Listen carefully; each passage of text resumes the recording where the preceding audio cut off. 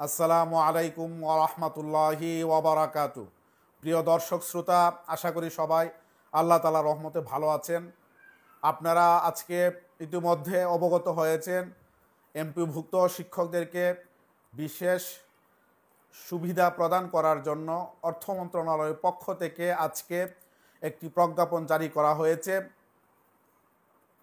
আমরা যারা এমপিভুক্ত শিক্ষক কর্মচারী রয়েছি, যখন সরকারি কর্মকর্তা কর্মচারীদেরকে মহার্ঘ ভাতা দেওয়া হয় অথবা জাতীয় স্কেল নতুনভাবে ঘোষণা করা হয় অথবা যদি কোনো রকমের প্রণোদনা ভাতা দেওয়া হয়, সব ক্ষেত্রে আমাদেরকে প্রায় 6 মাস অপেক্ষা করতে হয় এবং 6 মাসের পরেও অনেক সময় দেখা যায় বিভিন্ন কর্মসূচি পালন করতে হয়, কূটনৈতিক তৎপরতা চালাতে হয়, আন্দোলন সংগ্রামে যেতে হয়।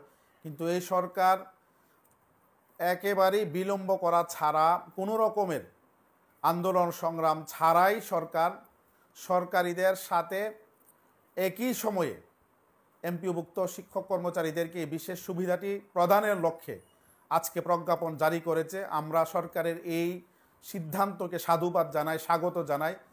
এমপিওভুক্ত শিক্ষক কর্মচারীদের পক্ষ থেকে, এমপিওভুক্ত শিক্ষা জাতীয়করণ প্রত্যাশী জোটের পক্ষ থেকে, বাংলাদেশ মাদ্রাসা শিক্ষক কর্মচারী ফোরামের পক্ষ থেকে সরকারের এই চমৎকার সিদ্ধান্তের জন্য আমরা সরকারকে ধন্যবাদ জানাতে চাই। প্রিয় শিক্ষক কর্মচারী ভাই বোনেরা, আপনারা জানেন এই সরকার গঠিত হয়েছে মাত্র 9.5 মাস হয়েছে। এই সময়ের মধ্যে সরকার আরেকটি সুবিধা আমাদেরকে ইতিমধ্যে দিয়েছেন।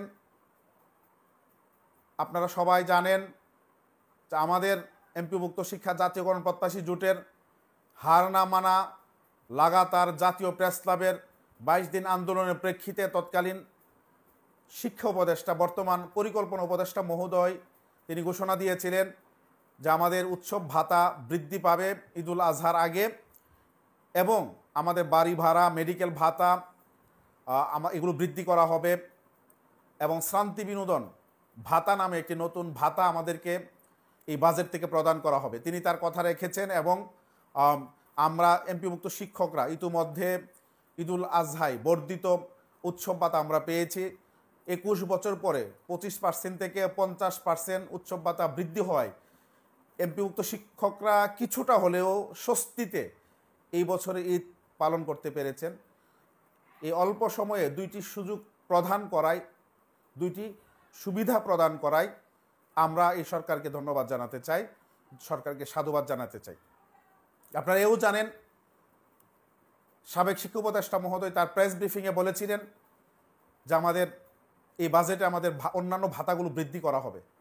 আমরা ইতিমধ্যে জেনেছি সরকার আমাদের ভাতাদি বৃদ্ধির জন্য বাজেটে বরাদ্দ রেখেছেন। এই বাজেটের বরাদ্দ থেকে কূটনৈতিক তৎপরতা চালিয়ে আন্দোলন সংগ্রামের মাধ্যমে আমাদের সর্বোচ্চ প্রচেষ্টা বিনিয়োগ করে আমাদেরকে এখন আমাদের বাড়ি ভাড়া, মেডিকেল ভাতা, শ্রান্তি বিনোদন ভাতা এগুলো সরকারি নিয়মে আমাদেরকে আদায় করে নিতে হবে এবং শতভাগ উৎসব ভাতা এটা আমাদেরকে আদায় করে নিতে হবে। এটার জন্য আমাদেরকে সর্বোচ্চ প্রচেষ্টা আমাদেরকে চালাতে হবে। আমরা খোঁজখবর নেওয়ার চেষ্টা করছি আসলে সরকার আমাদের এই ভাতাগুলো বৃদ্ধি কী হারে করবেন এবং এই ব্যাপারে কতটুকু বরাদ্দ রেখেছেন।